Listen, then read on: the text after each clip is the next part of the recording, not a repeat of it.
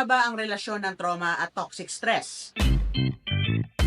Yung trauma is any overwhelming demand placed upon the body's physiological system. Yung toxic stress naman, prolonged exposure to stress. So trauma can often lead to toxic stress, which in turn can lead to harmful effects in the body and our minds. Toxic stress can magnify the impact of trauma. Dahil sa paulit-ulit, naapektuhan nito ang ating mga stress response system.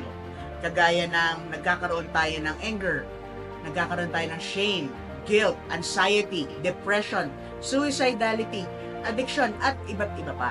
Buti na lang merong mga paraan kung paano maiwasan ang trauma.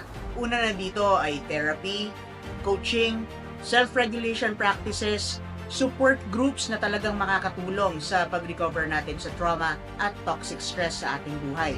Tinuturuan tayo nito ng mga healthy coping strategies para naman mamitigate ang effect ng stress sa buhay natin. Para sa iba pang kaalaman tungkol sa trauma at toxic stress o kung kinakailangan ninyo ng tulong para sa mga epekto ng trauma at toxic stress sa inyong buhay, mag-message lamang sa U-Drive Group. I-scan ang QR code sa end ng video na to. Ako si Boy Dilara, ang iyong Certified Trauma and Resilience Life Coach. Kung nais ninyong magtanong o may mga hinanaing kayo na gusto ninyong sagutin in a trauma-informed way, mag-comment lang kayo.